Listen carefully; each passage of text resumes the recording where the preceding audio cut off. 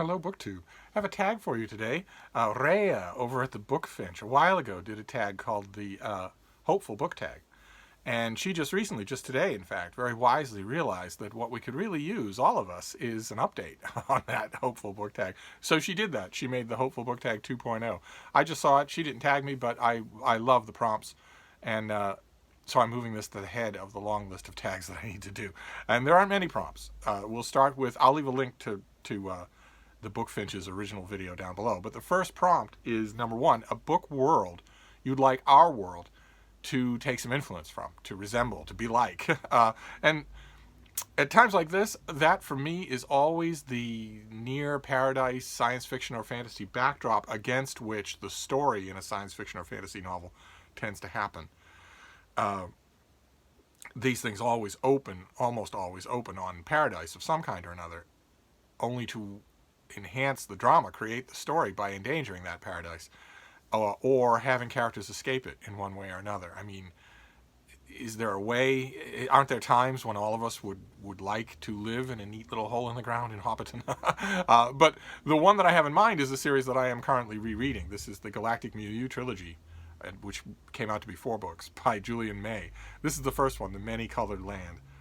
And in this story is set against the backdrop of one such paradise, where mankind in 2034, right around the corner, doesn't seem like it's going to fit with Julian May's timetable, has been not only contacted by the galactic milieu of advanced interstellar civilizations, but raised to their level. Humans have been given access to their latent psychic abilities and helping hand with technology, and have turned Earth into a paradise. And in that paradise, in a little valley in France, a scientist discovers a one-way wormhole into the Pliocene epoch, millions of years ago, when you had very early hominid forms and tons of gigantic, ferocious animals, and of course no technology at all.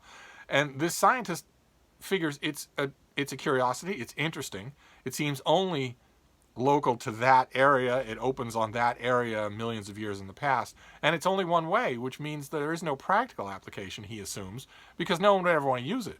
Who would ever want to travel back to the Pliocene epoch if they couldn't get back to the present? Who wants to deal with 40-foot-long crocodiles and beavers the size of Volkswagens if you can stay in paradise where all your needs are met?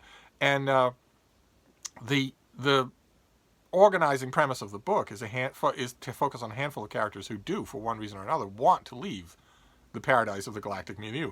Whether they've been maimed, or they're outcasts, or they're outsiders of rebels of one kind or another, they decide to go to make the one-way trip and just take on a life of adventure and leave the world they know behind. Little do they know in this first book that they are not the first people to do that, that a group of humans went into that portal earlier.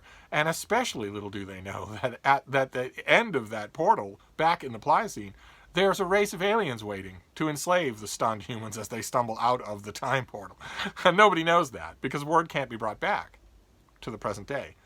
And this book, this whole series, follows a group of those characters, good, bad, and indifferent. It's a wonderful assortment of characters. It's a wonderful introduction to that world and those alien races that have inhabited Earth, that are on Earth and waiting for humans to come through. And I'm reading these books and I'm really enjoying them, but I have a renewed interest in the galactic milieu itself. Julian May's this quartet of books went on to spawn another trilogy and a few more books that show the very early years of that, the transition, the actual intervention of those alien races into squabbling humanity.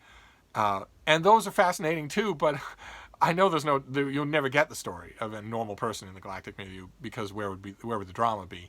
But just like with the United Federation of Planets as the backdrop for Star Trek, I always wonder, what is life actually like in a society that has solved all these problems that have plagued human societies forever, that has no more want, no more greed, no more pernicious capitalism, no more of anything like that. That it has, one presumes from the brief descriptions that we get of the galactic milieu, it has health, peace, and prosperity for every single person. When I was reading this, naturally, I was thinking about that. I'm happy to follow these rebels into the past, but I wanted to know a little bit more about the world they left behind. So for me, for this one, for this prompt, it'll be the Galactic Milieu. Then prompt number 2 is a book about finding acceptance and love. And I have such a book from last year. And it is the ultimate in finding acceptance and love. It's a kid's book. And it's by an artist named Guo Jing. And it has no words. It's just this artist. And it's called Stormy. And it's about a little dog. A little dog who is lost and alone and lives under a bench in the park. That's the frontispiece. That is what we see. This incredibly touching picture of that little form underneath the bench. And gradually, a young woman who comes to the park tries to make friends with this dog. She leaves out a ball, figuring it's the archetypal way to get a dog to play. And the dog is traumatized and distrustful. Doesn't want. See, it's very distrustful of the dog. Doesn't want to come of the ball. Doesn't want to come anywhere near it. But when the young woman leaves, we see this wonderful picture. Look at that. It's heartbreaking. The dog comes out from under the bench to be with the ball and just looks off in the distance, but can't work up the courage quite yet. Eventually, a truce does kind of develop. The dog starts to be calm enough not to hide when the young girl is around, but still not to approach, still not to play fetch or anything like that. And the dog watches her go away. And that's when the dog's courage is screwed up, and the dog brings the ball, follows her into town and brings the ball along. It starts to rain. See, and the dog is looking up at her window with the ball in the mouth, but no courage to actually come close. And the rain turns into a violent storm. And the dog is obviously going to be out in it. And the young woman goes to the bench in the park. She has no idea the dog has come to the city after her. Goes looking for the dog, worried about the dog out in that weather, and eventually finds the dog huddled up in an alley right near her home. And the issue of trust disappears completely. It just disappears completely. And the ending of the book is exactly what you want. It's exactly the ending that you want for the dog. Talk about finding love and acceptance. This dog finds a home where otherwise it would have been misery and death. And I go back to this book a lot. I knew that I would. I've done a lot of work with animal rescue leagues. I've tried to find homes for a lot of dogs that have been lost and wandering or traumatized. And a long time, for years, I wondered what it would be like if it happened to me. Fate or karma or whatever always manages to find me a dog or more than one dog when the time comes for me to need one. But in all that time, that has always been fortuitous people, friends with litters, whatnot. All that time, I wondered what would happen if I found a dog, just totally at random, like the young woman does in this book. What would happen if I found a dog? And then I did. And then it happened to me.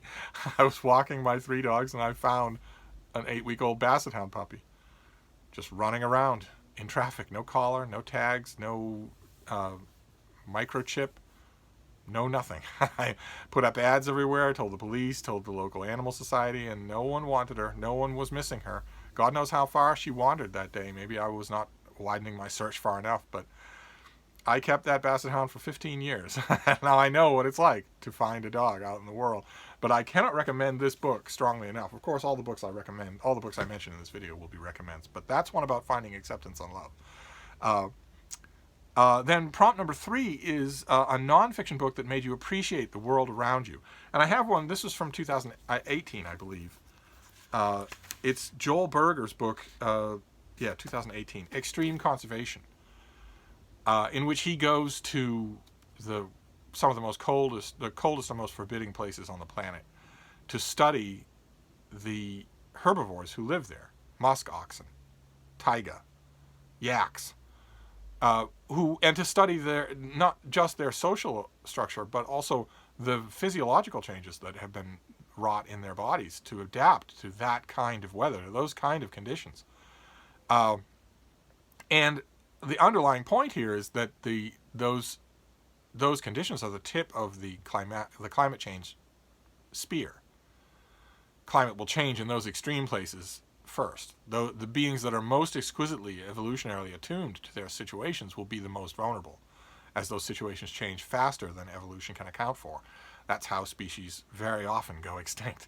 The other leading cause of animal extinction in the last 17,000 years, 2 million years, 3 million years is humans, of course. But the environment sometimes does it too, and that's exactly how it happens. And that's where he goes. He goes to the extremes to look at this and to study the animals that are, for instance, less adaptable than the signature polar bear. And it's really, really good. It's really smart. The author is also a fantastic writer. It was unusual to me how often this book is funny, when you wouldn't expect it at all. It's the author goes out of his way. He does all sorts of gonzo field experiments, dresses up as a polar bear, approaches these animals in order to learn about their world. And when I was finished with it, of course, the main effect that it has on you is to heighten your awareness about climate change problems. Of course, that's not on anybody's mind today, but nevertheless, it is an absolutely pressing catastrophe. Humanity right now is dealing with a far more immediate catastrophe, but the one we're dealing with now is survivable, and this is not. So, of course, that was my first impression when I was coming out of this book, was that. But I was amazed to find that a strong secondary impression, a strong secondary effect that it had on me was exactly this: to make me appreciate the world I have. The world around me is not, as yet, badly affected by catastrophic climate change. Mildly, at most. I mean, what can people in Boston look at? We can say we had a mild winter.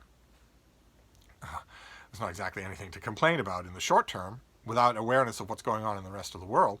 One thing that people could notice, and a few people in my neighborhood have noticed it, is that the ground is cracked. The ground is parched and cracked. It's not just that it's been a mild winter. It's had almost no precipitation, or it seemed that way. But even so, those things would look mild. And in the short term, they are mild. And this book made me think about that. Made me think how lucky it is that, because just like these animals are on the spear tip of climate change, so are the communities built around them, the human communities built around them. And those communities can't look around them and say, "Oh, isn't it nice that we have a little time?" They don't have any time. So this had that effect on me. I wonder if this thing has a... That's our author. It had that effect on me, and it also seconds as a strong recommendation. I thought this was terrific. I don't know if it's out in paperback yet. I didn't check ahead of time. Of course, I'd be curious to know if it was in paperback. Curious to know if I'm blurbed on the paperback, but I don't need to be blurbed to recommend a book to you. Then the next prompt is for an intermission. Because Reya knows exactly what she's doing. The next prompt is intermission for pictures or videos of pets. She fills her video with the cats that she lives with. So since I've got a tripod, it seems only right. Hi, Bean. What you doing? Who's that? Hi, baby. How you doing? Don't fall back.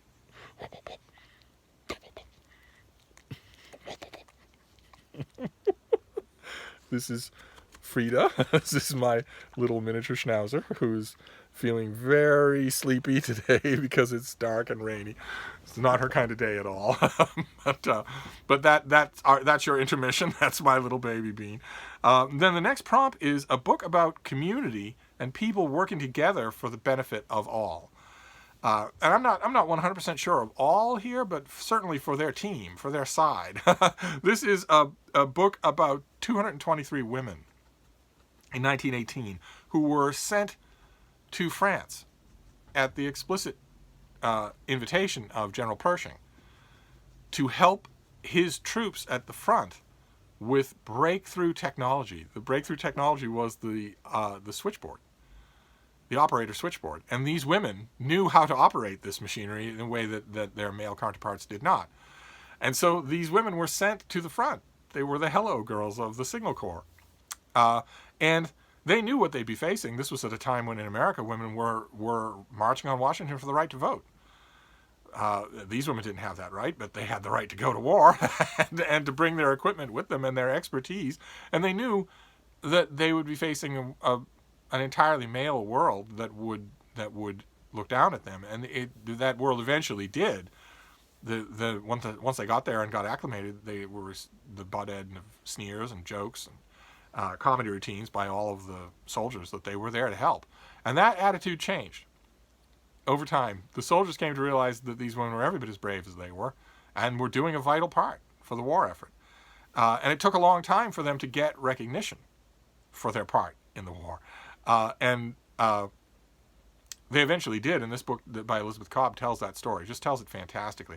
I reviewed this for the Christian Science Monitor and loved it, and I strongly recommend it to you. I don't know how many of you maybe it didn't cross your radar, but it's a terrific nonfiction story about a team pulling together. These women had no one but each other for the longest time until they started to gain acceptance around them. So hello, girls, would be my recommendation there. And then prompt number 5 is to shout out 3 booktubers who inspire you with their positive energy. And it's tough to narrow it to 3 because there's a lot. I watch a lot of booktube channels, and a lot of the booktubers I watch specifically because they put a smile on my face when I watch them. I would pick Reya herself, certainly, as the first of my picks, but also 2 booktubers that don't need any introduction from me. They don't need any champion or shouting out from me, but nevertheless, they are must-watch booktubers for me. I watch everybody, but I prioritize, and these 2 are right at the top of the list. Now, the first is Olive, of course, at a Book Olive, who, even when she's irritated with a book or irritated with a concept or something or other, always manages to have that kind of wry smile on her face that is just what you need. And the other would be Shawn the Book Maniac, who is the heart and soul of this kind of upbeat attitude, even when he's foully depressed with the things he's reading or the patterns he's sensing or whatnot, or the authors who've let him down. He's still a fun, smile-inducing channel. So I would use those 3, but there are plenty of others. And the last prompt here is to tag people. And I know that the stereotypical booktube punt, the stereotypical example of you just not being able to think of anybody, is to say that you tag everybody. But in this case, I really do. In this case, I really do tag everybody because we need this tag very much. We need this tag.